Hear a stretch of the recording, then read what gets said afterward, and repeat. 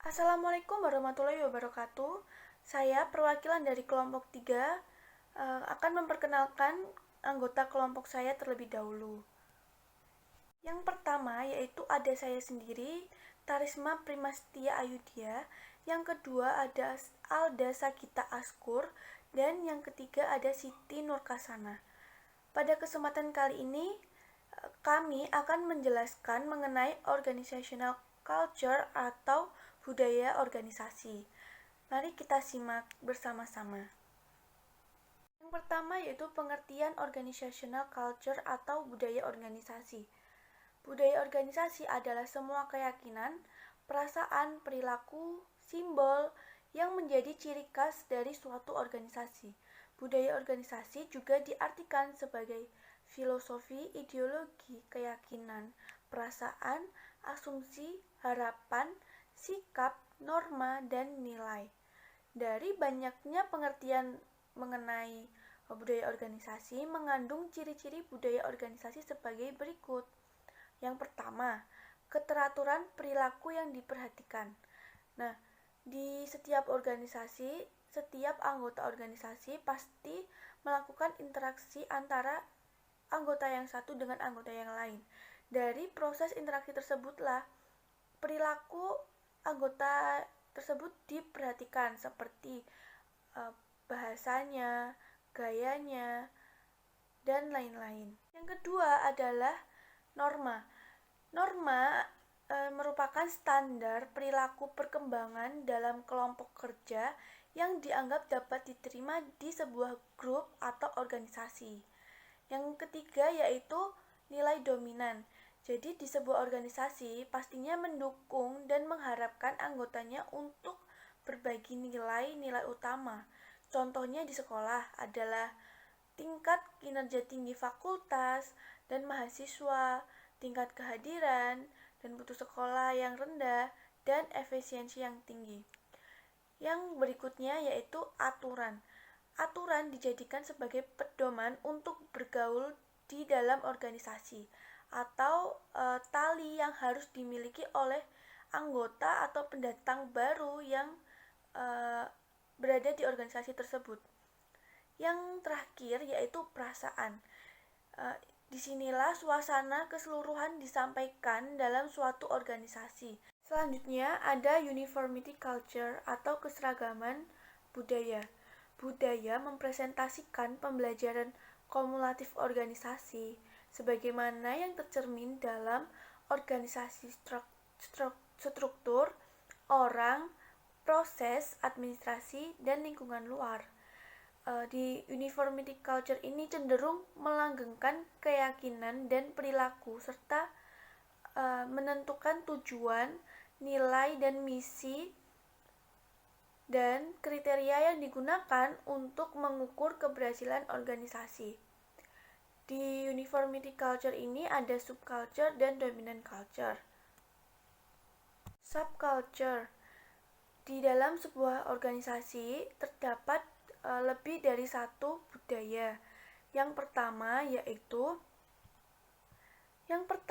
yaitu adanya perbedaan antara budaya formal yang terdiri dari filosofi ideal organisasi dan bagaimana anggota organisasi harus berperilaku, dan budaya informal yang terdiri dari perwujudan aktual dari filosofi ideal dalam keseharian perilaku anggota organisasi. Yang kedua, cenderung pada budaya yang berbeda dalam berbagai fungsi kelompok dalam organisasi, perbedaan antar departemen. Yang kedua yaitu dominant culture atau budaya dominan. Selain di organisasi terdapat subculture, di sebuah organisasi juga terdapat dominant culture atau budaya dominan, yang dimana di sebuah organisasi tersebut memiliki budaya yang sangat terlihat atau budaya yang dominan ada di dalam organisasi tersebut.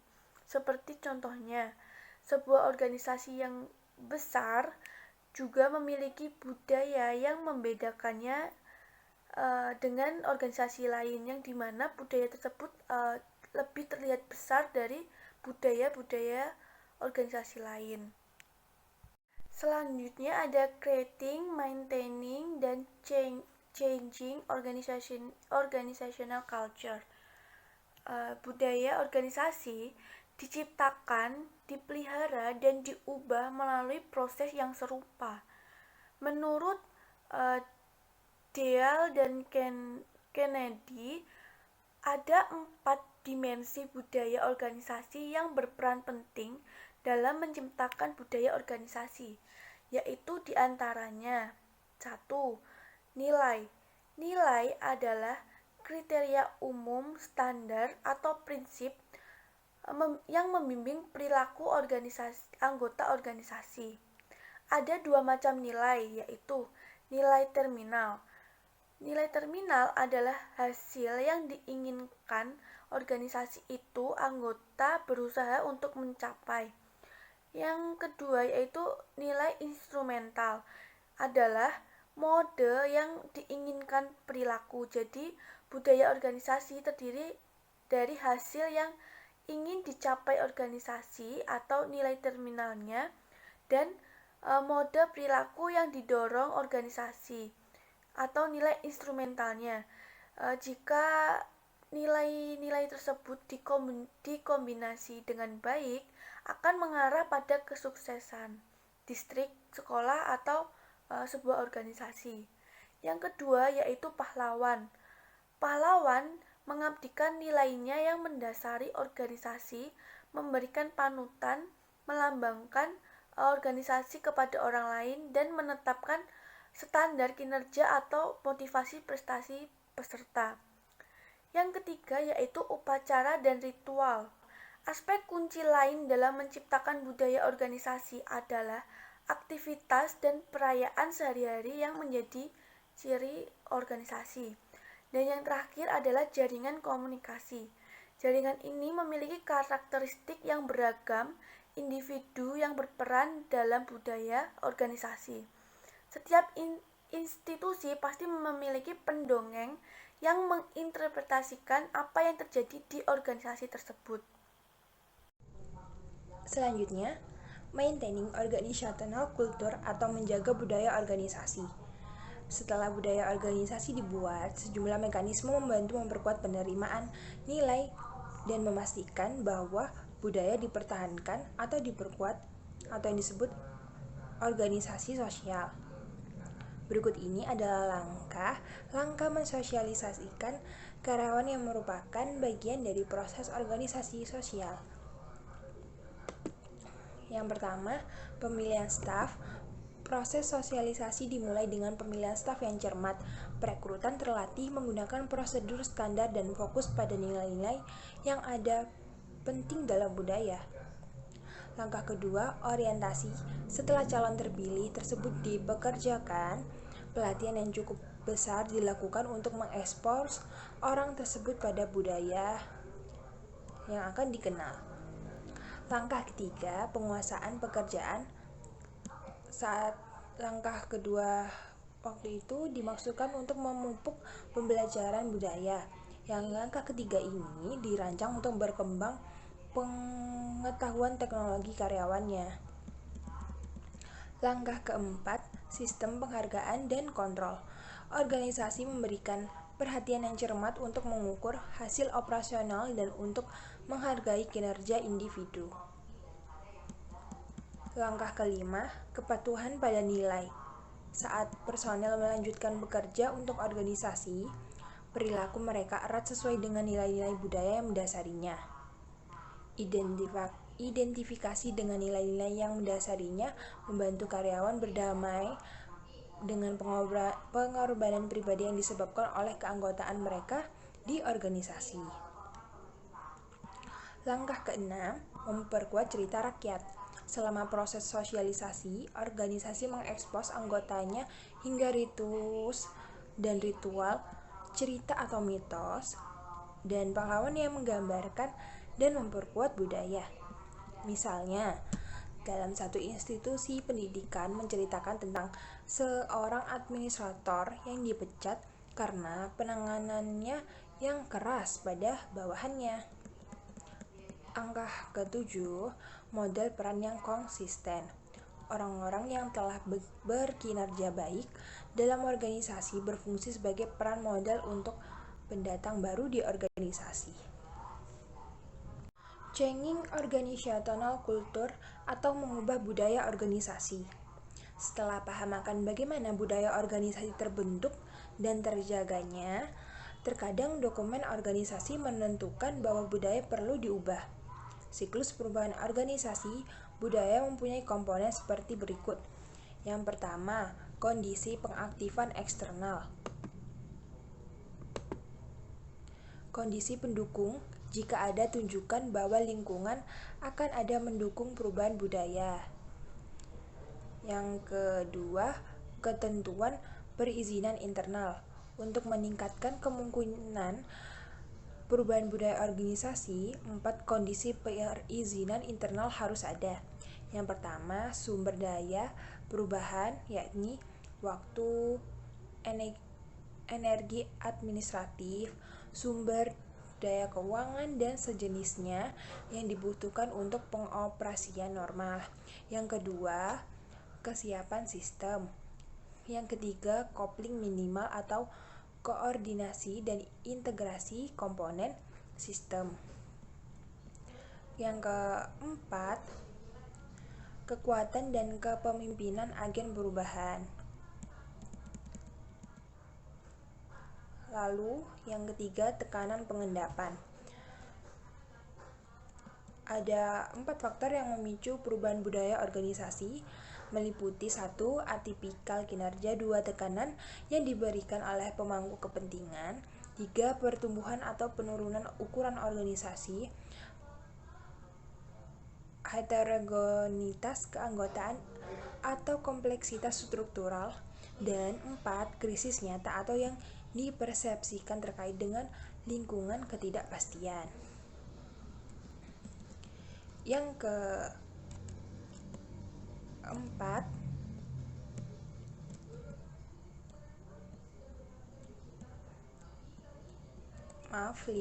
acara yang memicu. Perubahan budaya biasanya dimulai pada menanggapi satu atau lebih peristiwa pemicu. Contoh termasuk 1. Bencana atau peluang lingkungan seperti bencana alam, resesi ekonomi, inovasi, atau penemuan pasar baru. Yang keenam, visi budaya. Menciptakan visi yang baru. Lebih budaya organisasi yang disukai adalah langkah penting menuju formasi budaya itu. Para pemimpin mengamati keyakinan, nilai, asumsi, dan perilaku organisasi yang ada pada budaya merupakan antisipasi kondisi pada masa depan dan membuat citra organisasi di dalamnya lebih baik di masa depan. Yang ketujuh, strategi perubahan budaya. Begitu visi budaya yang baru ada, organisasi membutuhkan strategi untuk mencapai itu budaya. Strategi seperti itu menguraikan proses umum mengubah budaya saat ini menjadi budaya baru. Yang ke-8, rencana aksi perubahan budaya. Serangkaian eksplisit rencana aksi untuk bujukan administrasi dan stabilisasi perubahan membuat strategi perubahan dikenal. Yang keempat, implementasi intervensi. Sebuah organisasi memilih intervensi perubahan budaya berdasarkan ekologi organisasi tertentu untuk setiap fase rencana tindakan dan kompetensi agen perubahan menerapkannya. Yang ke-9, reformasi kebudayaan. Saat diimplementasikan, file rencana intervensi menghasilkan budaya yang dirumuskan kembali.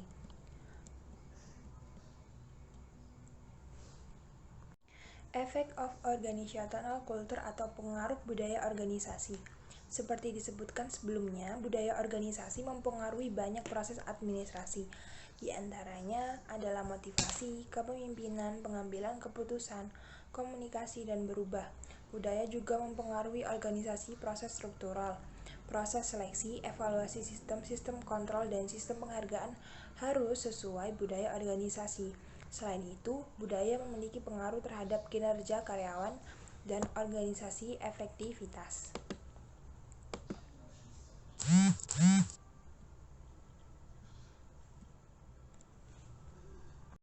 View of excellence atau tampilan keunggulan.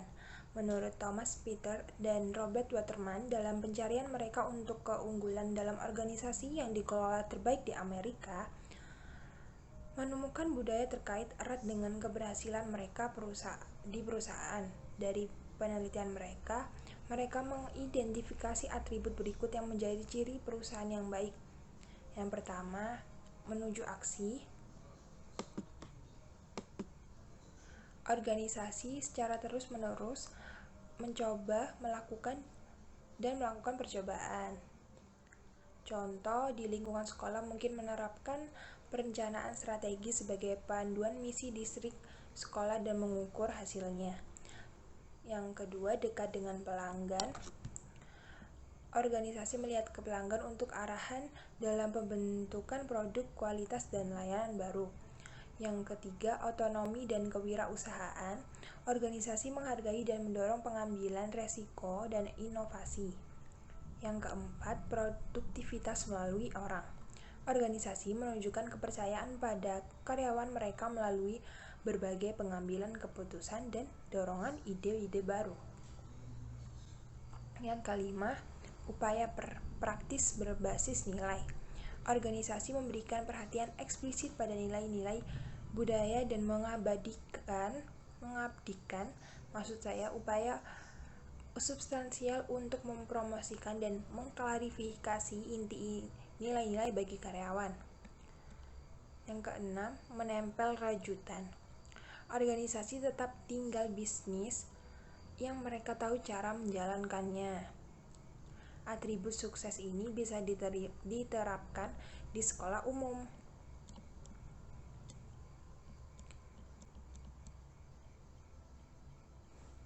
Bentuk sederhana.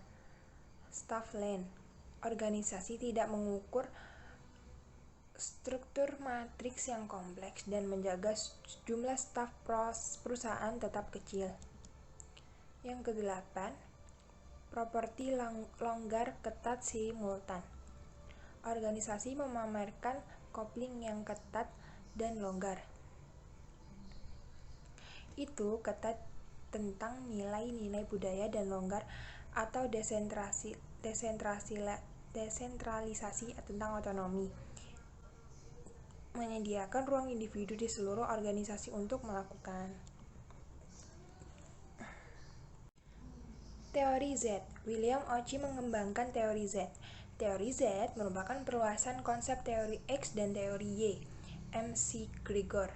Perbedaan utamanya adalah McGregor, rumusan teori X dan teori Y merupakan suatu upaya untuk membedakan antara gaya kepemimpinan pribadi sebuah supervisor individu, sedangkan teori Z yang bersangkutan dengan budaya seluruh organisasi itu adalah teori Z tidak mementingkan sikap atau pola perilaku supervisor,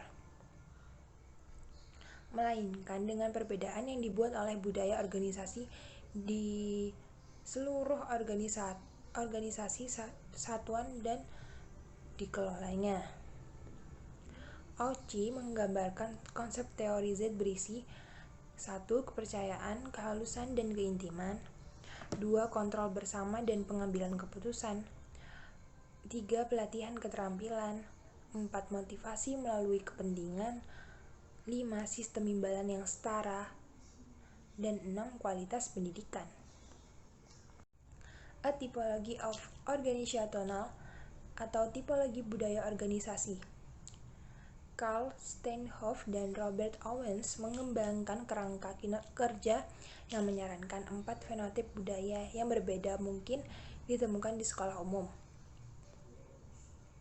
Fenotip ini dapat dengan jelas dijelaskan dan dibedakan dari satu lain dalam hal bahasa metafora yang ditimbulkan dari peserta sekolah. Para peneliti mengembangkan struktur taksonomi budaya organisasi itu.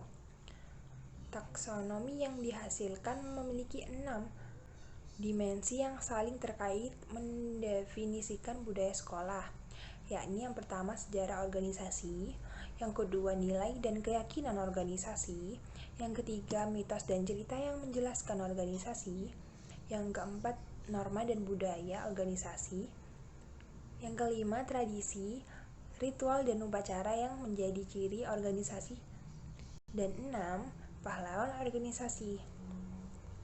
Berdasarkan taksonomi budaya organisasi, Steinhoff dan Owens membangun Organizational Culture Assessment Inventory. Iklim organisasi. Iklim organisasi adalah total kualitas lingkungan dalam suatu organisasi merujuk pada lingkungan dalam departemen sekolah, gedung sekolah, atau distrik sekolah. Iklim organisasi dapat dinyatakan dengan kata sifat seperti terbuka, ramai, hangat, santai, informal, dingin, impersonal, bermusuhan, kaku, dan tertutup. Iklim organisasi telah dipelajari dengan banyak variabel, metodologi, teori, dan model, sehingga menghasilkan banyak badan penelitian. Studi iklim organisasi mengandung unsur-unsur kepemimpinan, motivasi, dan kepuasan kerja. Iklim terbuka dan tertutup. Instrumen yang dibangun Halpin dan Kraft adalah Organizational Climate Description Questionnaire yang berisi 64 item tipe Likert yang ditugaskan ke 8 subtes yang digambarkan dengan metode analitik faktor. 4 subtes berkaitan terutama dengan karakteristik kelompok sebagai kelompok dan 4 lainnya untuk karakteristik kepala sekolah sebagai pemimpin. Dari skor 8 subtes, mereka kemudian membangun profil untuk setiap sekolah yang menentukan posisi relatif sekolah pada kontinum terbuka ke tertutup. Iklim terbuka digambarkan oleh sebuah organisasi yang energik dan hidup yang bergerak menuju tujuannya dan yang memberikan kepuasan bagi kebutuhan sosial anggota kelompok. Iklim tertutup digambarkan oleh tingkat apatis yang tinggi di pihak tersebut dari semua anggota organisasi. Sekolah sehat dan sakit. Hay dan Terter mengkonseptualisasikan kesehatan organisasi pada 3 tingkat. Tingkat kelembagaan menghubungkan sekolah dengan lingkungannya. Tingkat administrasi mengontrol fungsi manajerial internal organisasi. Tingkat guru berkaitan dengan proses belajar mengajar. Sekolah sehat dicirikan oleh perilaku siswa, guru, dan kepala sekolah yang harmonis dan bekerja menuju kesuksesan instruksional. Guru seperti rekan kerja, sekolah, pekerjaan, dan siswanya, dan mereka didorong oleh pencarian keunggulan akademik. Sekolah yang sakit rentan terhadap kekuatan luar yang merusak. Guru dan administrator dibom oleh tuntutan orang tua yang tidak masuk akal, dan sekolah diterpa keinginan publik. Penilaian komprehensif lingkungan sekolah. Penilaian komprehensif lingkungan sekolah terdiri dari 4 instrumen survei. Survei iklim sekolah NASSP yang dirancang untuk memperoleh tanggapan dari semua jurusan kelompok pemangku kepentingan, dan 3 survei kepuasan NASSP yang terpisah, 1 untuk masing-masing dari 3 kelompok pemangku kepentingan utama. Survei iklim sekolah NASSP mengumpulkan dan mengukur data tentang persepsi pada subskala sebagai berikut: hubungan guru dengan siswa, keamanan dan pemeliharaan, administrasi, orientasi akademik siswa, nilai-nilai perilaku siswa, bimbingan, hubungan siswa, teman, hubungan orang tua dan komunitas sekolah, manajemen instruksional, dan kegiatan siswa.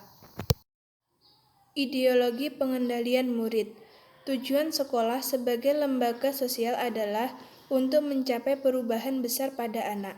Perubahan ini tidak terbatas pada perilaku kognitif, tetapi mencakup berbagai perilaku sosial, emosional, fisik, dan dalam beberapa kasus perilaku moral. Sekolah humanistik. Model orientasi kontrol humanistik adalah komunitas pendidikan yang dipelajari siswa melalui interaksi dan pengalaman kooperatif. Sekolah kustodian.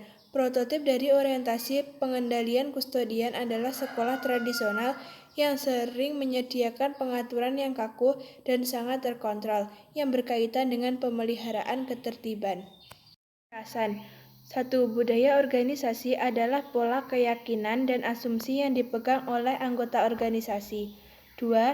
Nilai pahlawan organisasi, ritus dan ritual, jaringan komunikasi memainkan peran kunci dalam menciptakan budaya organisasi.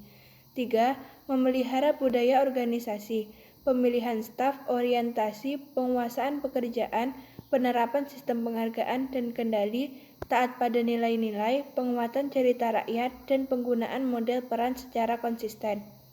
4. Mengubah budaya organisasi melibatkan kondisi pendukung eksternal, perizinan internal, tekanan pencetus, peristiwa pemicu, strategi perubahan budaya visioning, rencana aksi perubahan budaya, implementasi intervensi, dan reformulasi budaya. 5.